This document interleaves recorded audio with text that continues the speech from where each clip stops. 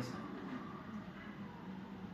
তো আজকে আবার শুরু করলাম। 1997 সালে কথা বলছিলাম এপ্রিল মাসে। এপ্রিল মাসে কোরবানি ঈদে লাকির সাথে দেখা হওয়ার পর এরপর লং টাইম দেখা হয়নি, টেলিফোনে কথা হতো। এদিকে আবার আরেক ঝামেলা হয়েছে, সেটা হইতেছে যে দোলা আরেক দিক দিয়ে পছন্দ করে। এখন দুজনই অনেক সুন্দর। এখন আমি ভাবতেছি আমি কাকে চুজ করব। লাকিকে সাথে লাকির কাছে গেলে দোলা মাইন্ড করে, তখন আমার কাছে খারাপ লাগে। আবার দোলা পরীক্ষার সময় প্র্যাকটিক্যাল সে নিজে করে দিচ্ছে, আমি ইমপ্রেস হয়ে গেছি। দুজনে অনেক সুন্দর, কাকে ছেড়ে কাকে কি। দোলা বুঝতেছে যে আমি লাকির দিকে বেশি ফিরতেছি, কিন্তু 97-এ দোলা সরে গেছে। পরে একদিন লাকি আমাদের বাসায় আসলো, পুরা ফ্যামিলি আমাদের বাসায়। সকাল থেকে পুরা বিকাল পর্যন্ত, সারাদিন রাত পর্যন্ত আমাদের বাসায় ছিল। লিমা কতনি বিয়ের আগে তো দুপুরে ঘুমাইছেও তাদের সাথে। তো ওই সময় সেরকম কিছু হয় নাই, কথাবার্তা সেরকম হয়নি। তো লাকিরা যে আসছে বাসায়, তারা তো ড্রেস সাথে করে, তারা লিমা পর ড্রেস পরছে লাকি।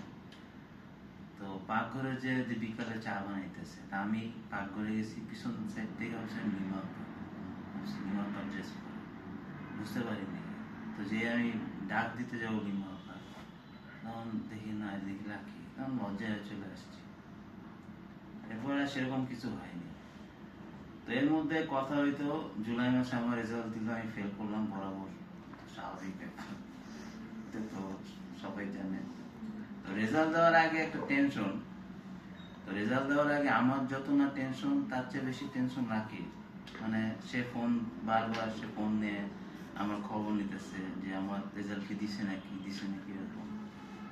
আমার যত না টেনশন, তার থেকে তার দিকে বেশি টেনশন। আমি কিছু বুঝলাম না। তো এরপর তো ফেল করলাম,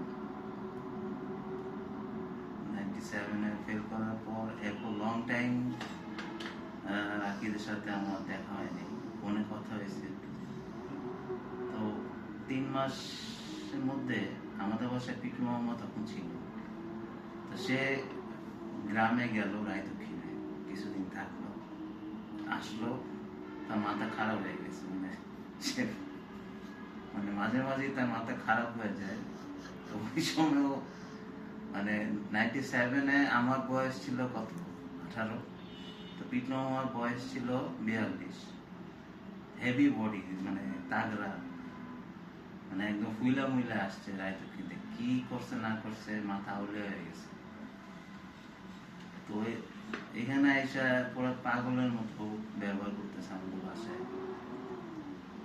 সে বলতেছে, রাতের বেলায় বলতেছে যে যুদ্ধের সময় রক্ষী বাহিনীরা তাকে ধরে নিয়ে গেছিল মারার জন্য, মায়েরা ফেলতো, কে জানি ছুটে আসছে। ও ওইটাই সে আমাদের বাসায় বলতেছে বারবার, যে আমার তো লক্ষ্মী বাহিনীরা মায়েরা ফেলছে, আমার তো মায়ের ফেলছে লক্ষ্মী বাহিনী।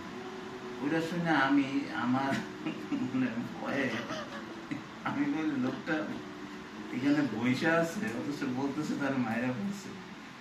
তো এই ধরনের কথা শুনে আমার খবর হয়ে গেছে। ওদিক দিয়ে আম্মু বলে যে তুমি তো ব্যায়াম ট্যাম করো, তোমার শক্তি শক্তি আছে, তুমি পিকু মামার সাথে ঘুমাবো। না, আমি ঘুমাবো না। আমি যদি ঘুমাই রাত্রে কুপায় মেরে হবে বাবা। যে নাকি বলে যে আমাকে মাইরা ফেলছে সেই স্বাধীনতা যুদ্ধে, অথচ এখানে বসে আছে, তার সাথে ঘুমানো যাবে না। ওই সোহেল ভাই তখন আমাদের বাসায় আসছিল, সোহেল ভাই শুট। তো সোহেল ভাই তার সাথে ড্রয়িং রুমে নিচে শুয়েছে, নিচতলা বাসায়। সে করছে কি, রাতের বেলায় ঘুম থেকে উঠা একটা ব্যায়াম আছে, মাথার নিচে দিয়ে পা উপরে দেওয়ালে,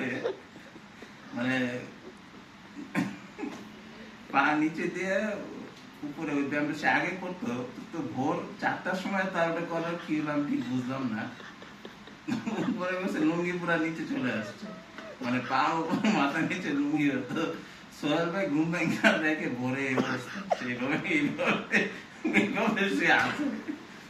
এখন সোহেল ভাই কি করে তা ঠিক করে নিয়ে আসলো, ডাক্তারের সাথে অ্যাপয়েন্টমেন্ট করছে, মানসিক ডাক্তারের সাথে। তো আমি আর সোহেল ভাই যাবো, দুজন বডিগার্ড। আমরা দুজনই, সোহেল ভাই অনেক জোয়ান, অনেক মোটা সোটা, আমিও তখন ব্যায়াম করতাম। তো পিটনু মামা বলছে আমি শেক করে আসি, ওই অবস্থায়। তো সে শেক করতে গেছে, আধা ঘন্টা লাগাইছে সে শেক করতে। তো বের হলো, বের হয়ে দেখি তার অর্ধেক মোচ এখানে নাই, আর অর্ধেক মোচ এখানে রাখছে। আমি ওইটা দেখে ভাবলাম, আমার মানে ভাবলাম যে আমার তো মনে হয় না সে ঠিক হবে। তো সোহেল ভাই অবাক হয়ে তাকায় রয়েছে, এবং সে রাগ হইতেছে এবং কিছু বলতেও পারতেছে না, কারণ সে রোগী মানুষ। পরে আমরা স্কুটারে যাইতেছি, মাঝখানে বসে আবল তাবল কি জানি বলতেছে। তখন সোহেল ভাই রাগ হয়ে বলতেছে, বাবু তুমি এখনই মামার চুপ করো, নাহলে কিন্তু আমি মাইর দেওয়া শুরু করবো। আমি তো তখন আরো আতঙ্কিত হয়ে গেছি, সোহেল ভাই মামার মাইর দেওয়া শুরু করে, তাহলে তো সমস্যা। তো ওই সময় তপন ভাই ছিল বাগান বাড়িতে, তপন ভাইয়ের সাথে মামার ভালো ইয়া ছিল। তপন ভাই তো জানতো না যে মামার মাথা ইয়া হয়ে গেছে। মামার রাস্তাতে যাইতে তপন ভাই সালাম দিয়েছে, তপন ভাই ঝাড়ি, হ্যাঁ তুই কি করিস এসব। তো আজকে